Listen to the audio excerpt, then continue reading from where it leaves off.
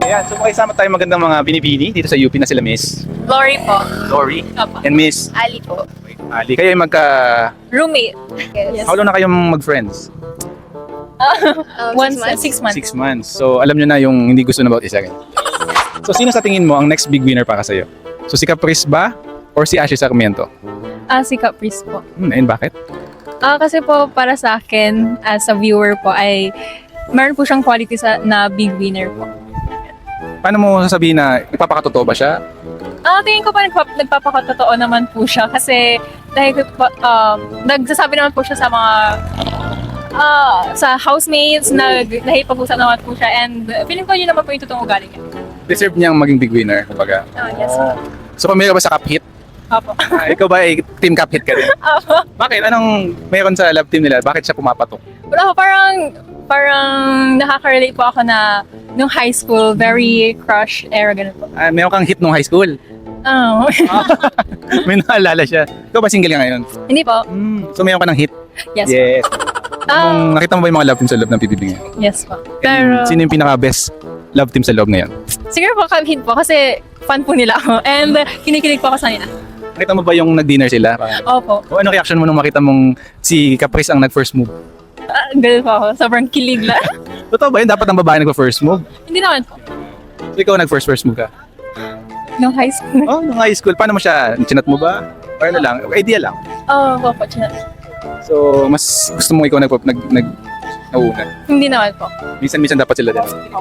Kung papipiliin ka sa love teams between Don Bell and JM Fiang, sino mas sweet para sa'yo? Don Bell, of course. Bakit? First of all, si Donnie ay Christian and isa yun sa mga standards. Mo? Yes. Yun. And, Nakita yeah, mo siya ng standard na boyfriend material. of course naman. Bagay naman sila ni Don Bell, I mean. Pang nakita mo kay Donnie or kay Bell na mas standard but sa'yo? For me kasi, hindi din siya pilit. And parang natural lang sa kanila to each other and hindi siya kailangang ipeke. Papayag ka bang i-pair si Donnie sa ibang girl? Okay lang kung gusto niya. Sino sa tingin mo pwedeng i-partner? Yung bagay? Sino ba? Suggestion? Katid Bernardo. Catherine Bernardo. Oh. Don Cat, no? Yeah. Pwede, no? Pwede nating ba nang tingin nyo? Baka pwede nga ng Don Cat. Sino ang pinaka-pogi sa showbiz ngayon? Daniel Padilla or Joshua Garcia? Joshua Wala. Garcia na lang. Bakit? Pogi naman taga since PBB days. Kahit ba? Or dahil mas babyface siya? Siguro yung dating niya na lang. More... hindi naman... sakto lang, ganon. Pero, para sa silang gwapo. Pero, mas iba lang yung vibe ni Joshua Garcia. Parang very soft lang, ganon. Soft lang.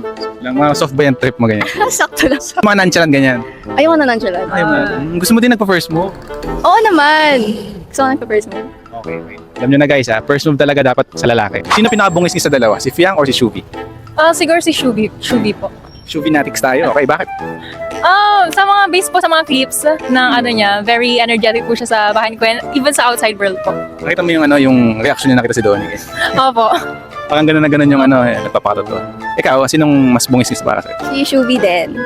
Bakit? Anong meron siya kanya? Sa smile pa lang niya, parang super bugas-gis na siya, palang hindi na siya ganon. Sa looks naman, mas lamang ba si Shubi or pantay lang sila ni Fiang?